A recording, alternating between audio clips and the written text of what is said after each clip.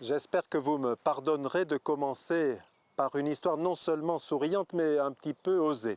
Elle se passe à une époque où tous les hommes, le dimanche matin, allaient à la messe avec un chapeau. Cet homme-là avait perdu le sien. Impossible de se rappeler où il avait pu le laisser. Alors, comme il n'avait pas les moyens de s'en acheter un nouveau, il décide d'aller en voler un, quelque part dans une paroisse loin de la sienne, pour que personne ne le reconnaisse, au cas où ça tourne mal. Mais il avait bien préparé son coup. Au moment où les hommes iraient communier, il en subtiliserait un délicatement et s'enfuirait discrètement. Le dimanche suivant, il met en œuvre son plan.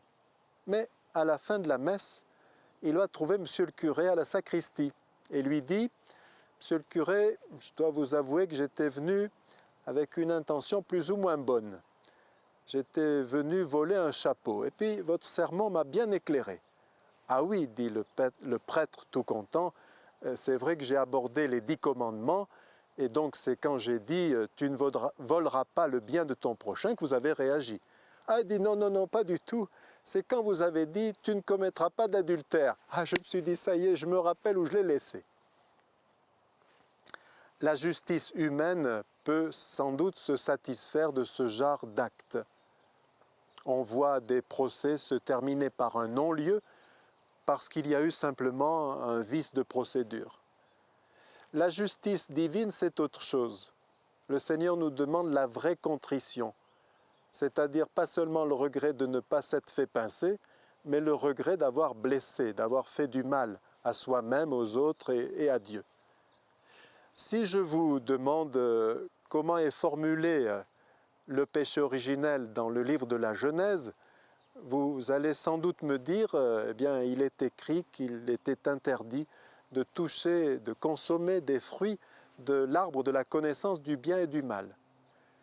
Eh bien, ça n'est pas tout à fait ainsi que c'est formulé. Le Seigneur dit d'abord une invitation. Tous les arbres, vous pouvez en consommer, sauf de l'arbre de la connaissance du bien et du mal, tu n'y toucheras pas. En fait, c'est un interdit, oui, mais au sens étymologique du terme, au sens fondamental, au sens où l'on peut dire « il est interdit de continuer à rouler à un feu vert » ou bien « il est interdit de s'arrêter à un feu rouge ». Et vous êtes en train de dire « le Père se trompe ». Non, il est dit entre nous, nous sommes convenus, qu'à un feu vert, on continue de rouler. Il est dit entre nous, nous sommes convenus, il est interdit qu'à un feu rouge, on s'arrête.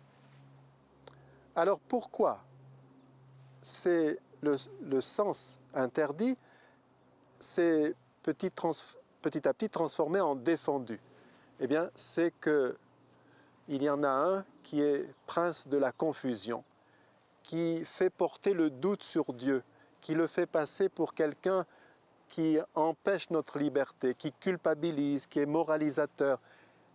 Il a tout confondu. Je le disais, le Seigneur nous lance une invitation et puis il met un interdit, c'est-à-dire qu'il convient qu'il y a des limites, parce que nous avons besoin de limites. Prenons un exemple. 2 amoureux qui s'aiment.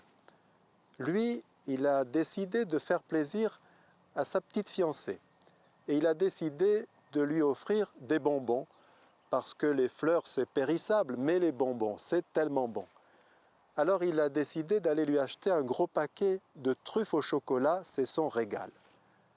Il le lui porte, elle a les yeux émerveillés, oh, des truffes! Son cœur à lui bat très fort, il est allé dans le mille.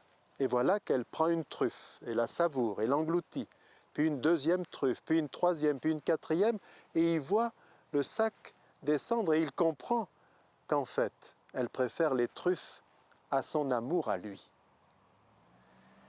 Alors que le Seigneur le sait, que nous avons cette tendance à rester fixés sur les biens matériels plutôt qu'à chercher son amour à lui, alors que tous les biens étaient faits pour nous aider à le rejoindre lui.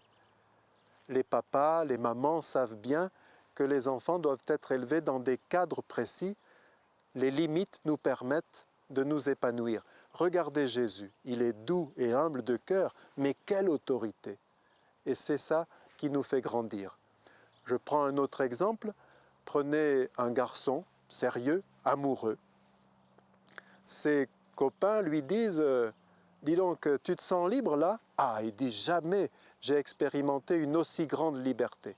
Je suis libre comme vous ne pouvez pas savoir. » Alors les copains rient. Bien sûr que non, que tu n'es pas libre, puisque tu ne peux même pas t'acheter le moindre t-shirt sans demander l'avis de ta copine. Eh bien, les copains confondent le libre arbitre et la liberté. Le libre arbitre, c'est la capacité de tout faire, tandis que la liberté, c'est la capacité de se donner. Et ce garçon est vraiment libre parce qu'il se surpasse en faisant passer le regard de sa fiancée avant le sien. Il lui donne plus d'importance qu'au sien. Et comme on peut penser que la réciproque est vraie, ils se grandissent l'un l'autre. Et c'est ça la liberté. Vous savez, dans l'histoire de la philosophie, il y a un philosophe célèbre qui s'appelle Descartes et son fameux « je pense, donc je suis ». Cogito ergo sum en latin. Eh bien, il aurait eu raison s'il avait ajouté une petite lettre. Cogitor ergo sum. Je suis pensé, donc je suis. C'est quand on se sait envisager, c'est quand on se sait regarder d'un regard bienveillant que l'on est grandi. Tout est résumé magnifiquement au chapitre 3 de l'Apocalypse, verset 20. Le Seigneur dit, et pas seulement aux chrétiens, mais à tout homme venant en ce monde, « Je me tiens à la porte et je frappe. Si quelqu'un m'ouvre, j'entrerai et je prendrai mon repas avec lui et lui avec moi. » Chacun est invité à un repas aux chandelles avec Dieu. Et on comprend que saint Augustin est dit « Amor meus, pondus meus ». Ma valeur, mon poids, c'est mon amour.